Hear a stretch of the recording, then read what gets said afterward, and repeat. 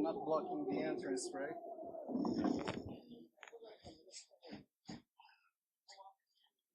Oh. On the same line, no? Very casual.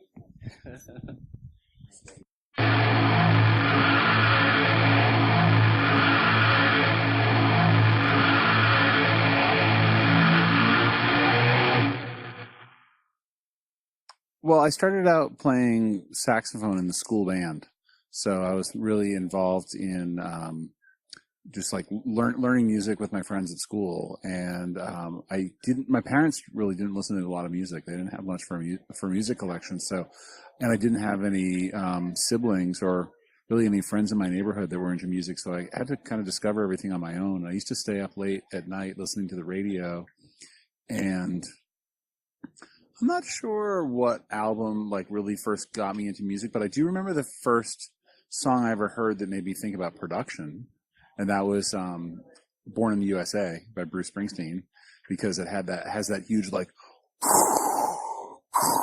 snare drum sound, and I was just like, "What is that sound?" Like, I know it's a snare drum, but like, in band, I've never heard a snare drum sound like that. Like, how do they do that? So I started, I didn't really research it or anything, but I just started trying to imagine how they could have made that sound, and I think that was the beginning of my fascination with recorded sound.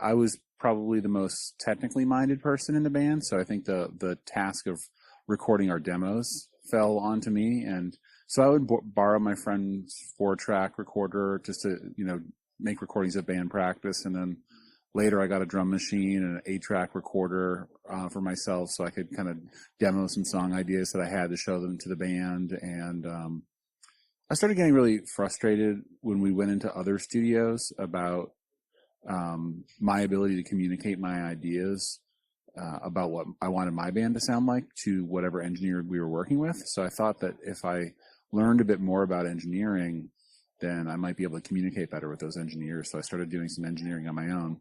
I've kind of always felt that way about everything in music. Like, the bigger your musical vocabulary is, the better you're able to communicate with other people. So like, if you're a guitar player and you're in a band with a bass player and a drummer and a singer, it's really helpful if you don't have to be the drummer or be the singer, but if you kind of have some idea what it's like to play those other roles, then you'll be able to fit into the ensemble a lot better. And the same is true with recording. If you kind of understand the recording process, then you as a musician are better equipped to record. And also, you're just better able to communicate with the people that you're working with.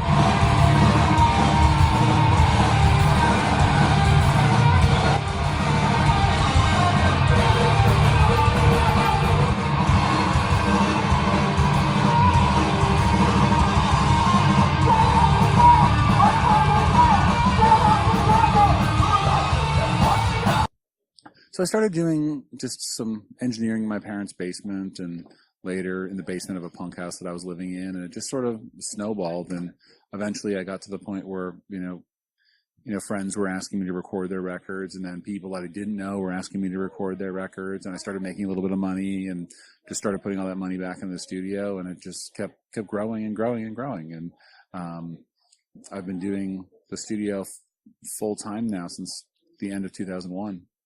So it's it's been really fortunate.